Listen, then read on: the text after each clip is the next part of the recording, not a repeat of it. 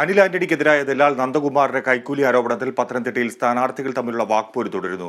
തുടർന്നുള്ള തെരഞ്ഞെടുപ്പ് പ്രചാരണത്തിൽ ഇതിന്റെ പ്രതിഫലനം എങ്ങനെയാകും എന്ന് ആണ് ഇനി കാണേണ്ടത്. വിവരങ്ങളുമായി സന്തോഷ് ചേരുന്നു പത്തനംതിട്ടയിൽ നിന്ന്. സന്തോഷ്, അനിൽ ആന്റണിയുടെയും ആന്റോ ആന്റണിയുടെയും PJ കുര്യന്റെയും ഒക്കെ പ്രസ്താവനകൾ നമ്മൾ ഇതുമായി ബന്ധപ്പെട്ട് ഇന്നലെ കാണുകയുണ്ടായി. കൂടുതൽ വാക്പോര് നിലനിൽക്കുന്നു. ഇനിയും തെരഞ്ഞെടുപ്പ് നാളുകളിൽ എങ്ങനെ പ്രചാരണ സമയത്ത് ഈ വിഷയം പ്രതിഫലിക്കും?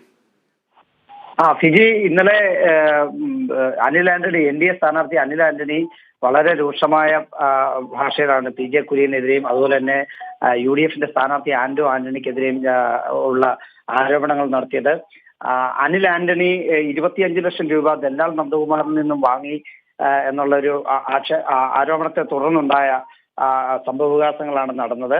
എന്തായാലും അനിൽ ആന്റണി പറയുന്നത് തന്റെ വിജയം പത്തനംതിട്ട പാർലമെന്റ് മണ്ഡലത്തിൽ താൻ ഏറെ മുന്നിലായിരിക്കുന്നു, താൻ വിജയിക്കുമെന്നുള്ള ഉറപ്പായ സാഹചര്യത്തിൽ വിരളി പൂണ്ട UDF നേതൃത്വം നടത്തുന്ന ആരോപണങ്ങളാണിത്. അതുപോലെ തന്നെ PJ കുര്യനെ പോലുള്ള ഒരാൾ തന്റെ പിതാവ് AK ആന്റണിയെയും അതുപോലെ തന്നെ K കരുണാകരനെയും ഉമ്മൻചാണ്ടിയെയും ഒക്കെ പരാജയപ്പെടുത്തുന്നതിൽ നേതൃത്വപരമായ പങ്കുവഹിച്ച ഒരാളാണ്.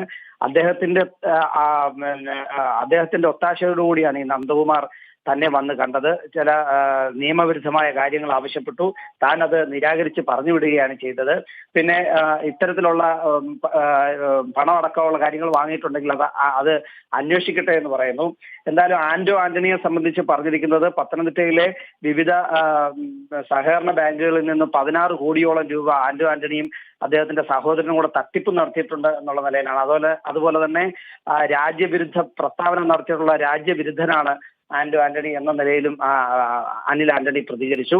തുടർന്ന് നടന്നിട്ടുള്ള പ്രതികരണങ്ങളിൽ PJ കുര്യനും അതുപോലെ തന്നെ ആന്റോ ആന്റണിയും അനിലിന്റെ വാക്കുകൾ പരിപൂർണമായും തള്ളി.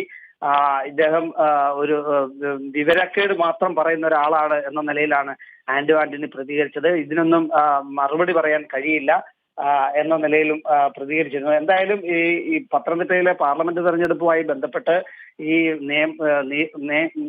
നേതാക്കളും അതുപോലെ തന്നെ ഈ സ്ഥാനാർത്ഥികളും നടത്തുന്ന വാക്പോരുകളാണ് ഇപ്പൊ ഏറ്റവും പ്രധാനപ്പെട്ട ചർച്ചകളായിക്കൊണ്ടിരിക്കുന്നത്. എന്തായാലും PJ കുര്യന്റെയും അതുപോലെ തന്നെ ആന്റോ ആന്റണിയുടെയും അനിൽ ആന്റണിയുടെയും ഈ വാക്കുകൾ എടുത്തുകൊണ്ടാണ് ഇപ്പോൾ പ്രതിപക്ഷമല്ല ഇടതുപക്ഷം ശക്തമായ പ്രചാരണ പരിപാടികളുമായിട്ടാണ് മുന്നോട്ട് പോകുന്നത്. എന്തായാലും ഈ വരും ദിവസങ്ങളിൽ മണിക്കൂറുകളിൽ ഈ ആരോപണ പ്രത്യാരോപണങ്ങൾ കൂടുതൽ ശക്തിപ്പെടുമോ എന്നുള്ള ഒരു പ്രതീക്ഷയിലാണ് ഇടതുപക്ഷം ഉള്ളത്. എന്തായാലും കാര്യമായ പ്രചാരണ പരിപാടികളുമായി 3 മുന്നണികളും പത്തനംതിട്ടയിൽ കളം നിറയുന്ന സാഹചര്യമാണ് ഫിജി. ശരി, സന്തോഷ് പത്തനംതിട്ടയിൽ നിന്ന്.